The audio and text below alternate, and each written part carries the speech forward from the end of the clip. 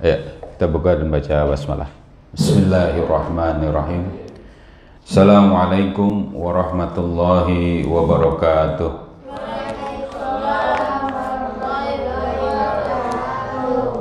Alhamdulillah, nahmaduhu wa nasta'inuhu wa nastaghfiruh wa na'udzu billahi min syururi anfusina wa min sayyiati a'malina. May yahdihillahu fala mudilla lahu wa may yudlilhu fala hadiyalah. Asyhadu an la ilaha illallah wahdahu la syarikalah wa asyhadu anna Muhammadan abduhu wa rasuluhu la nabiyya ba'dah. Allahumma salli ala Sayyidina Muhammad wa ala ali Sayyidina Muhammad. Rabbi israh li sadri wa yassir li amri wa hlul 'uqdatam min lisani yafqahu qawli. Subhanaka la ilma lana illa ma 'allamtana innaka antal alimul hakim. Amma ba'du. Alhamdulillah, segala puji hanya bagi Allah. Salawat serta salam semoga selalu tercurah kepada junjungan kita Nabi Muhammad sallallahu alaihi wasallam serta keluarganya, sahabatnya, dan juga para pengikutnya yang setia dengan ajarannya hingga akhir zaman. Alhamdulillah, rekan-rekan sekalian dan juga adik-adik yang dirahmati Allah, kita lanjutkan kembali kajian Kitab Thariqatus Syar'iyyah Listinafil Hayatil Islamiyah.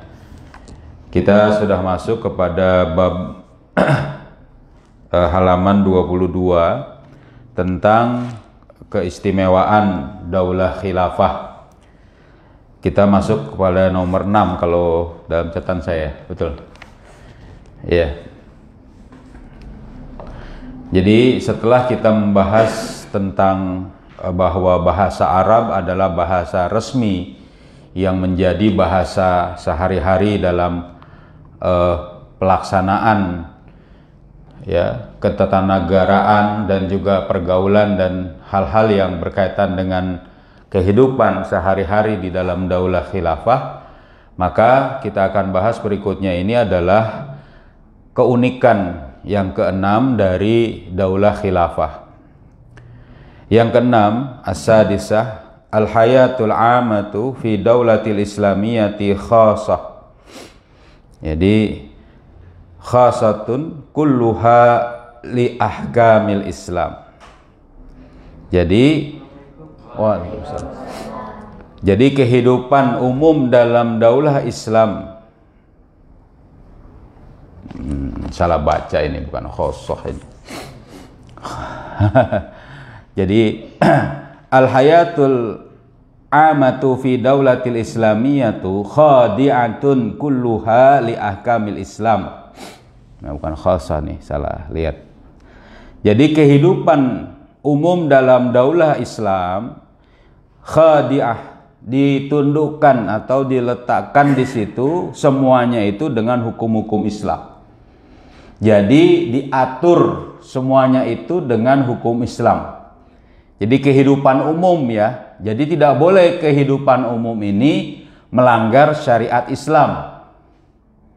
Ya, jadi nggak bisa seperti itu. Fala yasmahu fiha li ayyi mazharin jama'iyyin ya, ghaira islamiyyin. Dan tidak ditolerir, tidak diperbolehkan dari semua itu terhadap satu penampakan secara jamaah yang tidak Islami.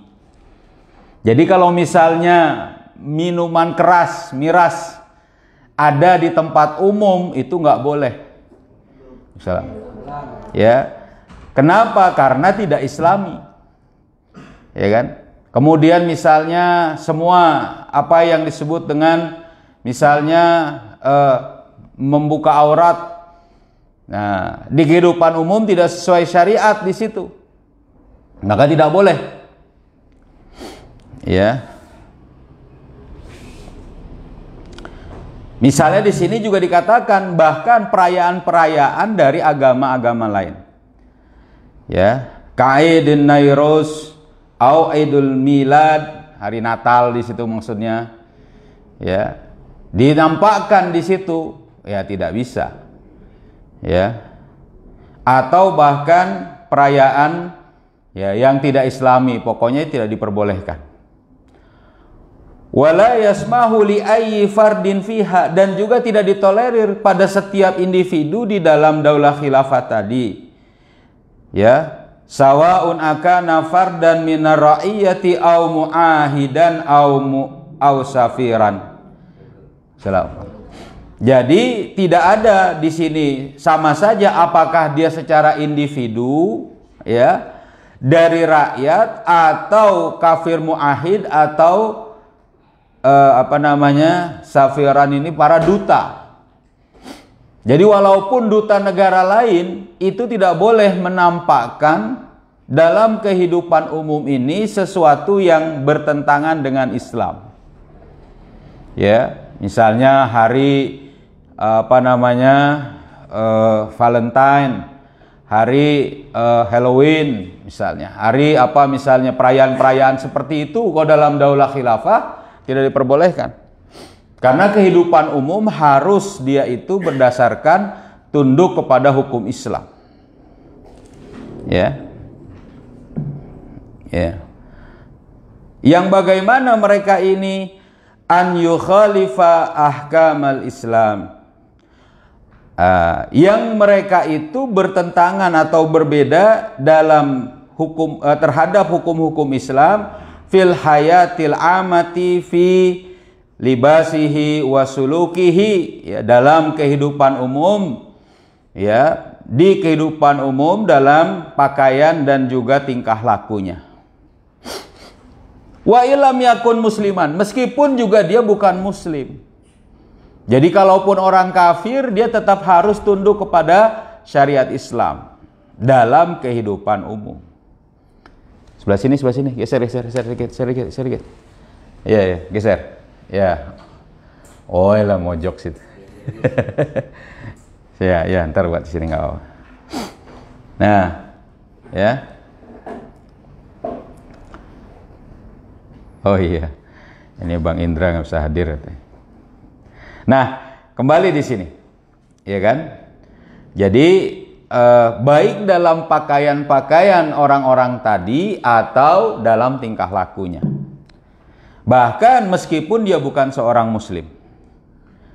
Ya, kenapa di sini daru islamin? Maka yang namanya negaranya di sini adalah negara atau negerinya di sini adalah, ya, negerinya atau negaranya negara Islam. Ya. Wal hayatul amatu fiha, ya, hayatun islamiyatun. Jadi kehidupan pada negeri, pada daulah khilafah tadi adalah kehidupan Islami. Nah, ini dia. Amma fil hayatil khasah, adapun dalam kehidupan yang khusus, faqad ajazal islamu, maka sungguh Islam telah memperbolehkan li ghairil muslim, kepada selain orang Islam, an yakumu bi a'malin la yajuzu lahum an yakumu biha fil hayatil amatil islamiyah.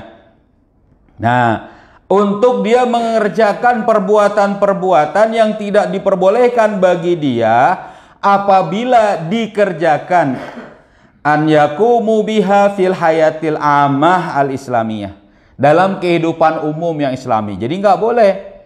Kalau dalam kehidupan umumnya tidak boleh, lalu bagi kehidupan khusus dia gimana? Boleh. Ya, dari yang tidak boleh tadi. Misalnya kasyar bil khamr. Nah, jadi kalau gitu daulah Islam nanti membolehkan nggak? Misalnya kalau ada orang-orang yang meminum khamr karena tidak diharamkan, walaupun nanti harus ditelaah. Ya, misalnya oleh agama mereka, bagaimana ini? Dibiarkan kalau minumnya di dalam rumahnya sendiri, nggak ketahuan, biarin. Lalu dia jual beli misalnya antar sesama mereka dan tidak dijual secara umum. Ini bukan malah dilegalkan dalam masyarakat Indonesia. Bahkan katanya misalnya di daerah-daerah tertentu. Lah gimana pemasarannya? Oh, pemasaran jadi umum kok. Sekarang aja sudah banyak secara umum, apalagi yang dilegalkan produksinya. Dia pasti kemudian memproduksi banyak. Lah gimana jualnya kalau nggak ada orang yang beli? Di daerah itu saja misalnya, nggak cukup untungnya. Gitu. Nah jadi kalau dia ini meminum khamr di dalam rumahnya sendiri bagi yang non muslim, ya silakan saja. Ya kan? Wa aklil khinzir, misal makan daging babi juga silakan saja. Ya, bagi rumah di dalam rumah-rumah mereka. Ya. Wal ihtifali bi a'yadihim, dan juga perayaan-perayaan dari agama-agama mereka. Ya. Hari raya mereka misalnya. Di dalam rumah mereka silahkan. Jadi kalau nanti dikatakan dalam daulah khilafah itu misalnya adalah mengekang orang-orang non-muslim selama dia masih menjadi warga negara, itu salah. Masih boleh mereka melakukan apa yang dibolehkan oleh agama mereka, tapi diharamkan atau dibolehkan oleh Islam di dalam kehidupan khusus. Dalam kehidupan umum nggak bisa.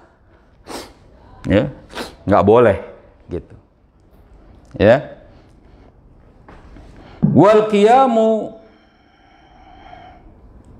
ya, wal qiyami bi sya'airihim ad-diniyah, ini tadi. Dan juga mereka dibolehkan untuk mengerjakan syiar-syiar agama mereka di dalam kehidupan khusus.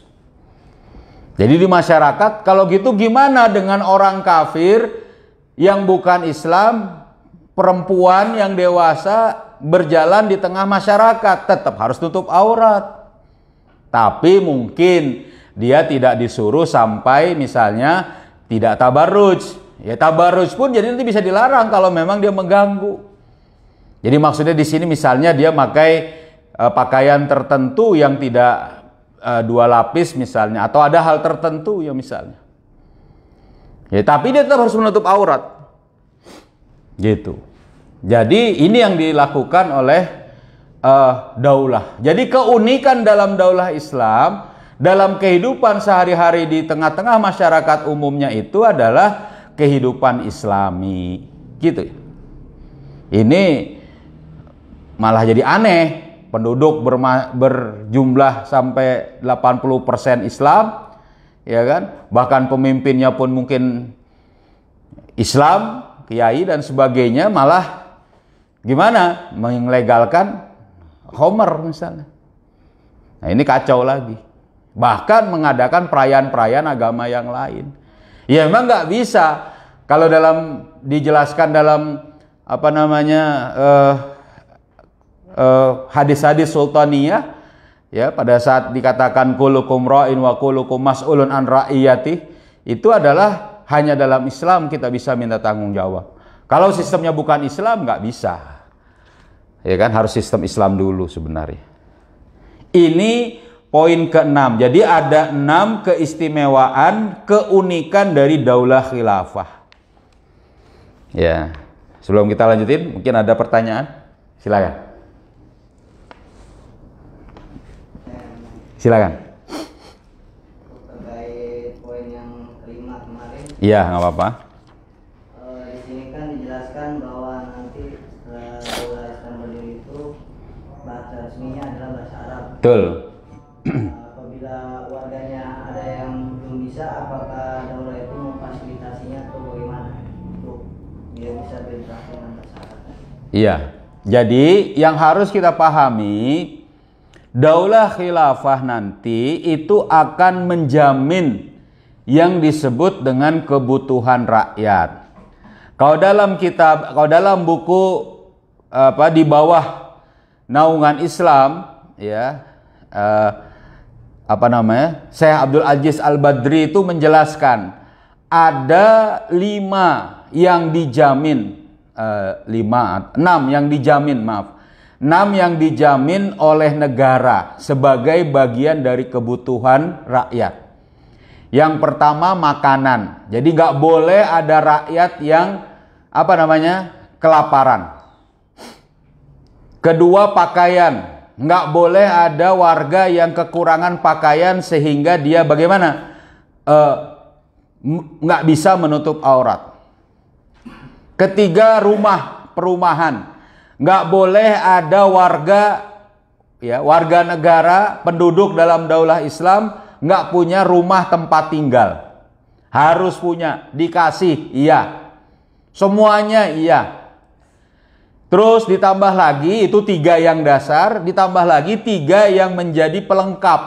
Tapi tetap dijamin juga, yaitu pendidikan. Pendidikan, terus juga kesehatan dan keamanan. Nah, ini 3 lagi.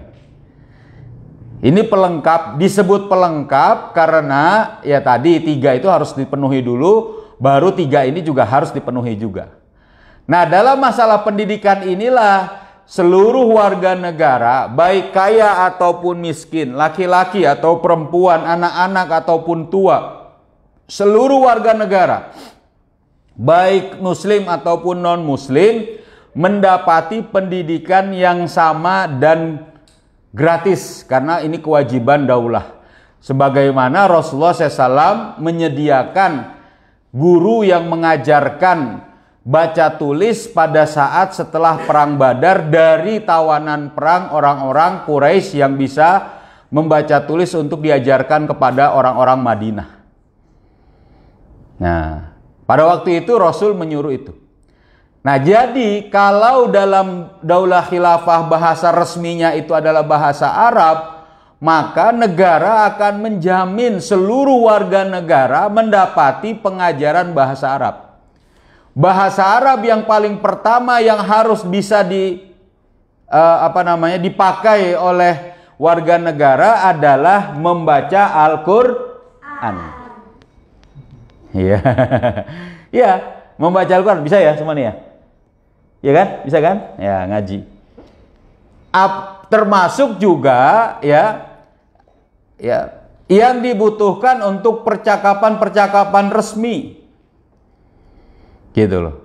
Kenapa? Karena ini menjadi kewajiban negara. Sebagaimana yang dilakukan Rasulullah SAW pada orang-orang Madinah pada waktu itu rakyat, pada waktu itu warga negara, ya, dari yang diminta oleh Rasulullah, ya, dari orang-orang tawanan perang, orang-orang kafir Quraisy yang pada waktu itu sudah bisa membaca tulis, ya, mengajarkan kepada orang-orang Madinah.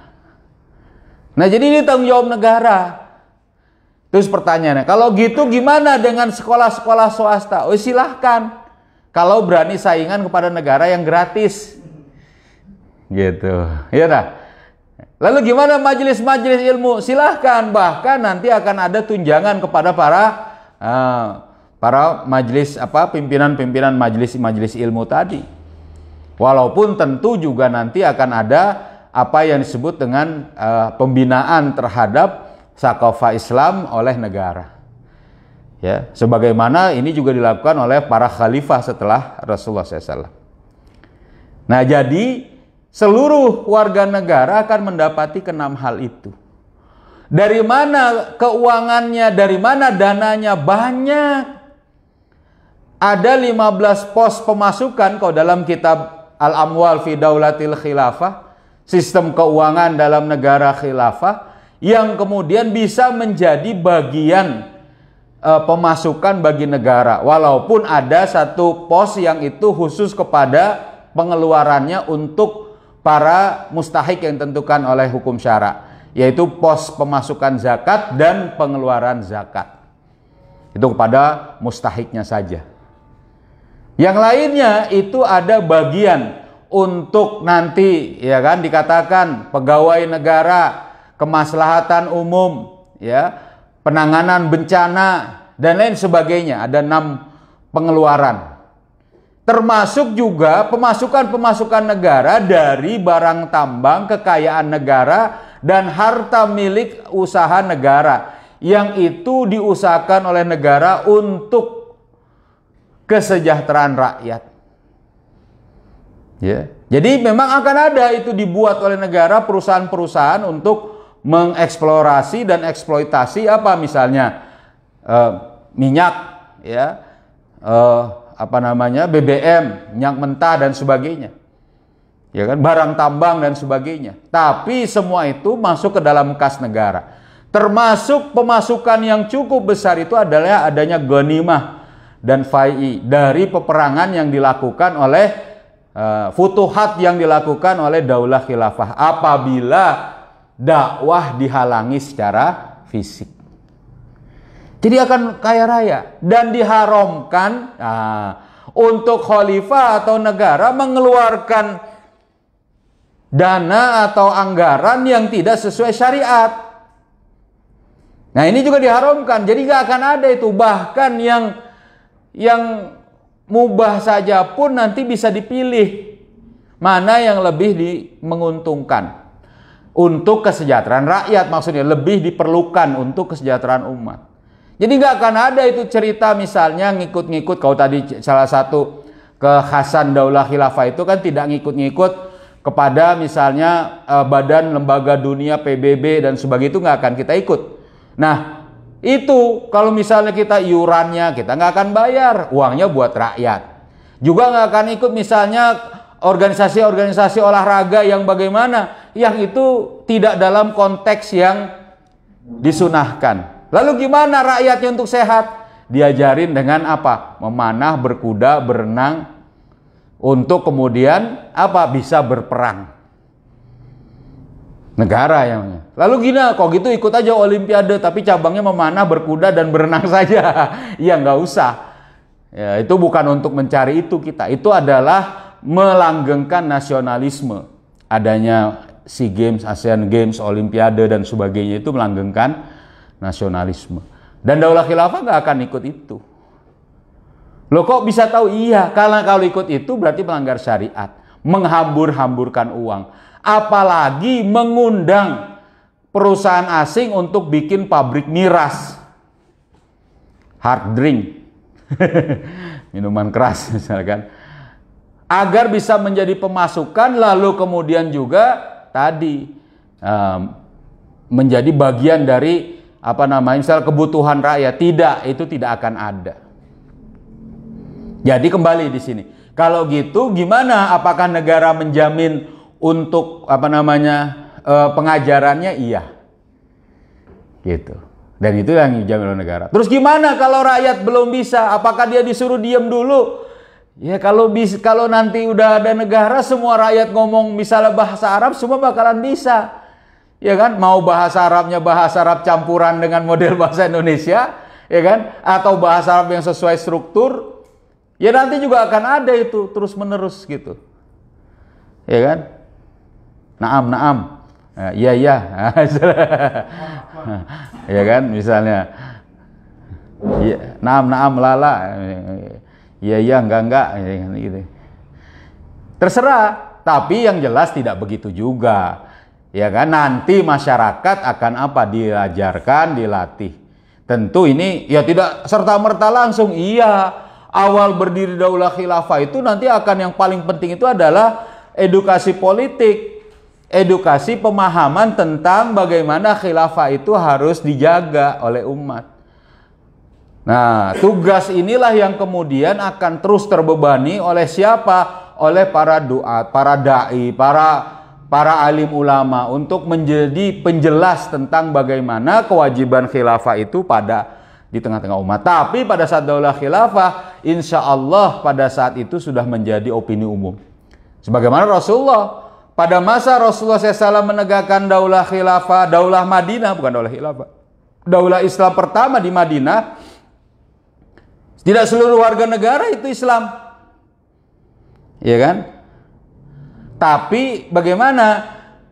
Ada sepertiga Islam, sepertiga Yahudi dan Nasrani, sepertiga lagi masih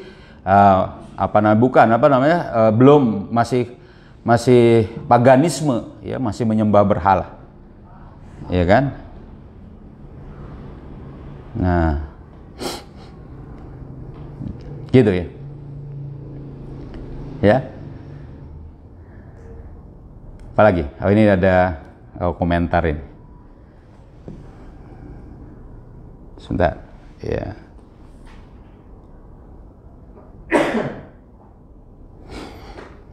Iya.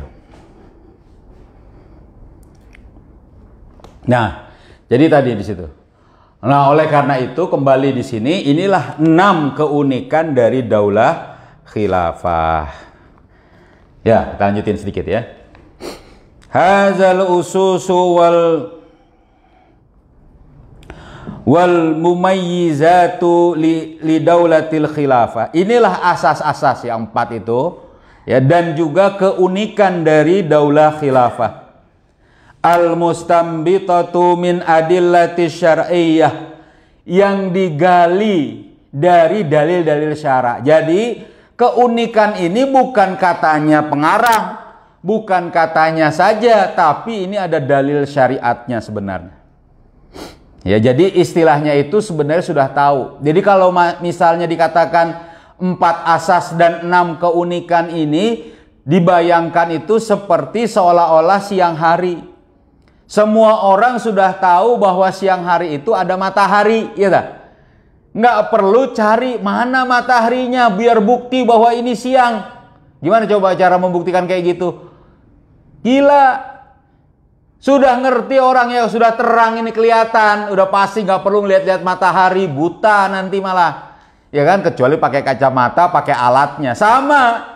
Dalil tentang khilafah, asas khilafah, asas kemudian keunikannya itu bagi kaum muslimin ini sebenarnya sudah maklumun minad-din bidarurah. Termasuk bagian yang sebenarnya umat Islam ini sudah tahu. Tapi banyak juga yang belum tahu. Ini makanya terjadi kemerosotan berpikir, kitalah yang harus mengajarkan kepada umat. Diajarkan gitu. Ya, kita pun memahaminya. Makanya ini digali dari hukum-hukum syara. Yang bagaimana yajibu antakuna ya mudrakatan wa wadihatan ladal muslim, yang ini wajib untuk keadaan itu dipahami ya, menjadi pemahaman yang jelas pada diri seorang muslim. Ya. Jadi sudah harus jelas bagi seorang muslim ini, ngerti. Siang ini, kalau udah siang gimana? Terang atau gelap? Terang. Perlu lihat matahari enggak? Enggak, ya sudah kelihatan, sudah orang ini cahayanya sudah ada. Mana terang buktinya mataharinya enggak kelihatan? Loh, sudah siang. Sama dengan daulah khilafah, sebenarnya mereka itu paham semuanya. Wong dipelajari kok dalam kitab-kitab fikih. Ada daulah khilafah itu gimana ya? Nih, Kang Fahmi udah melanglang buana segenap penjuru. Ya kan? Misal mempelajari, tahu itu. Ya kan? Dalam kitab fikih yang sederhana di Indonesia ini, kitab fikih kalangan Sulaiman Rasyid ini. Ya kan? Gimana dia menjelaskan adanya sistem khilafah itu? Ya. Walikaila yukhdaiuna bil musammiyati wa syi'arati allati tukhaliful madmunil syar'i, agar supaya tidak ya tidak terjadi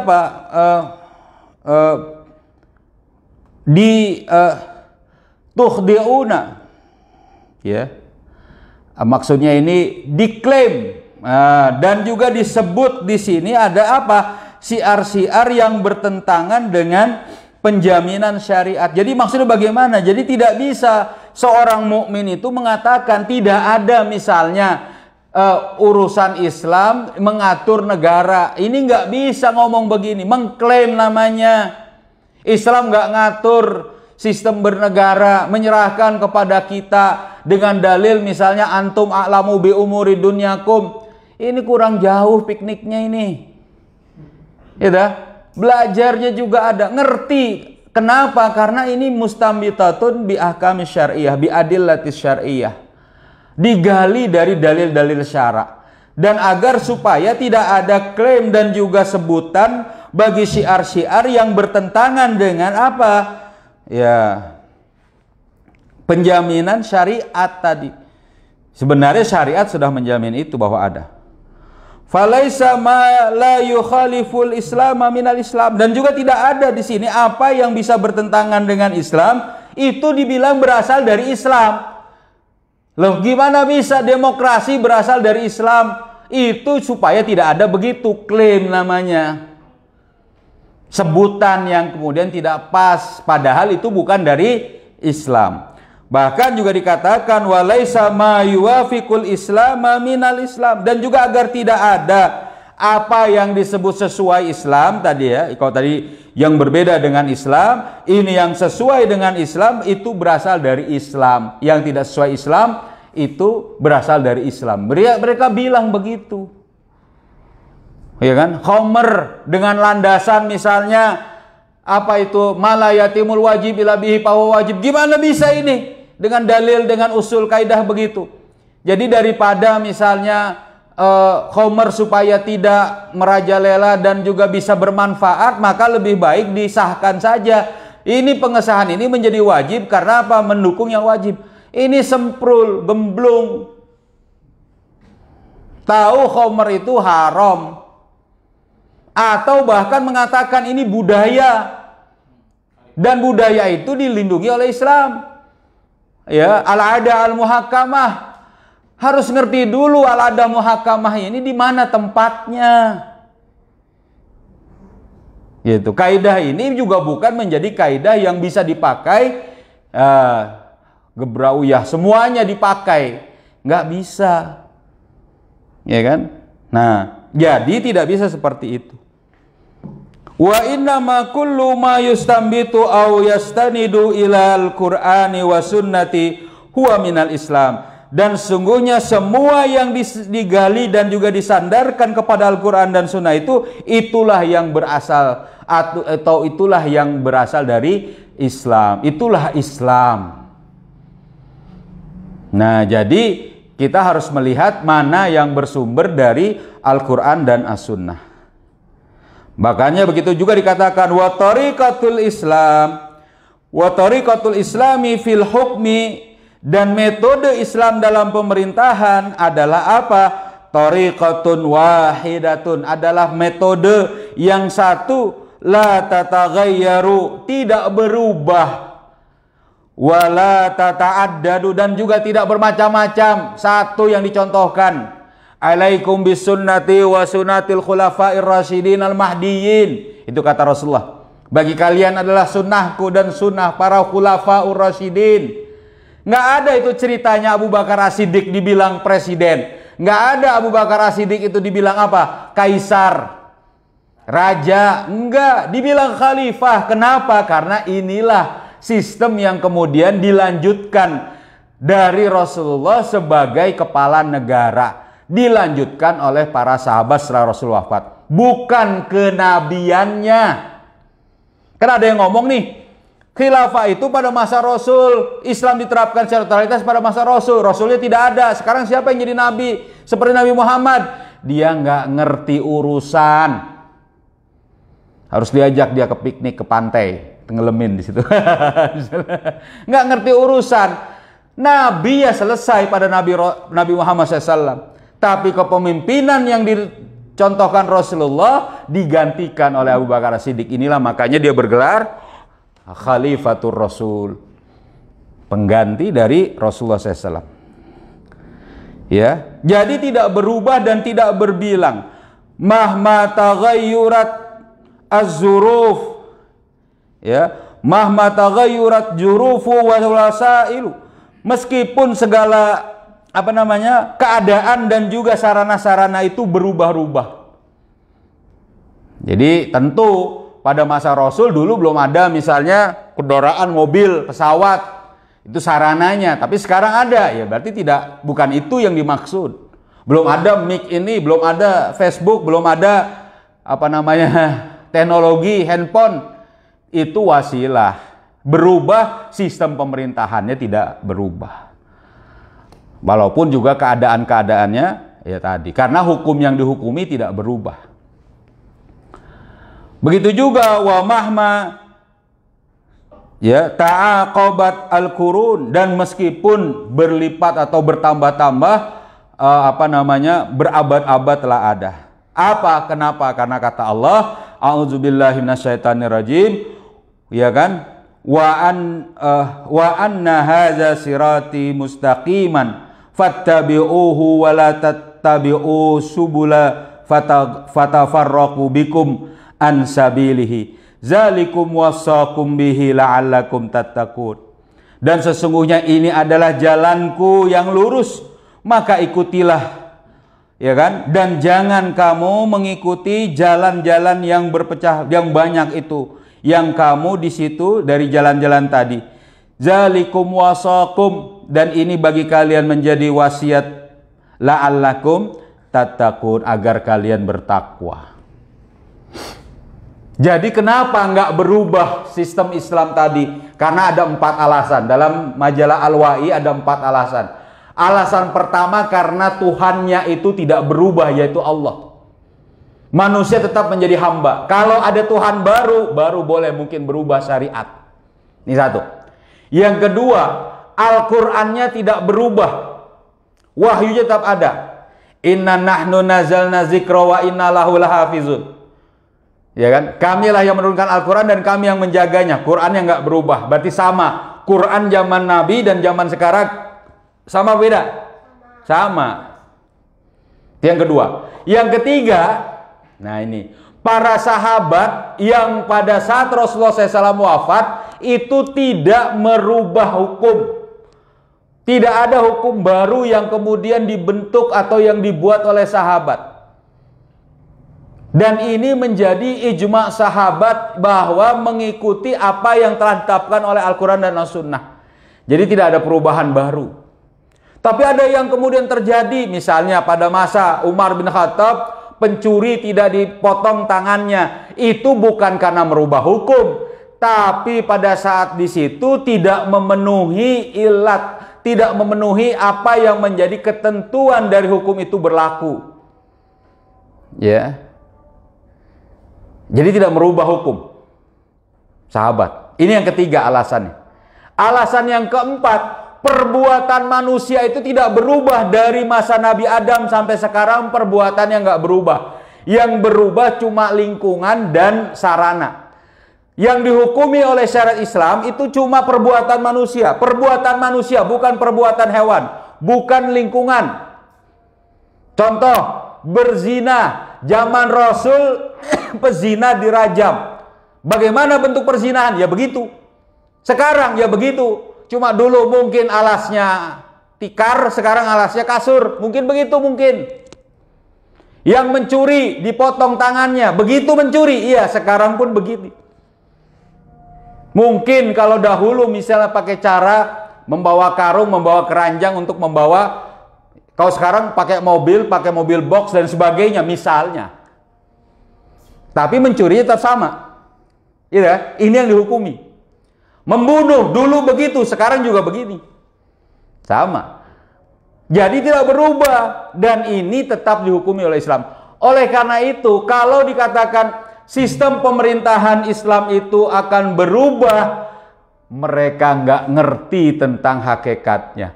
Sebenarnya tidak ada yang berubah dan tetap dihukumi sebagaimana pada masa Rasul. Itu yang kemudian dikatakan wa ma arsalnaka illa kafatan linnas.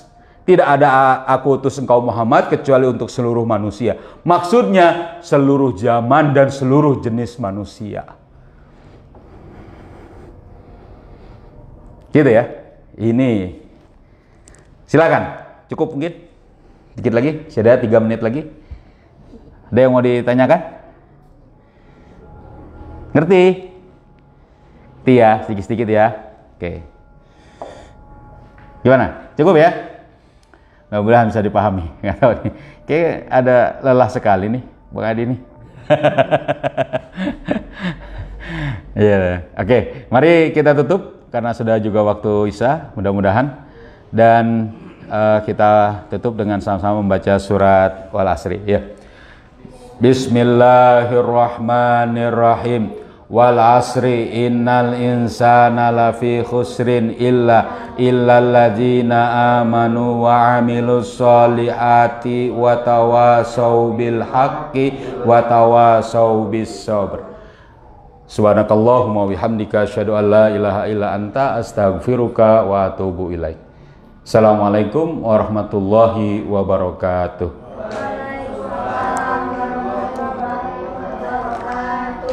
Alhamdulillah. Silakan.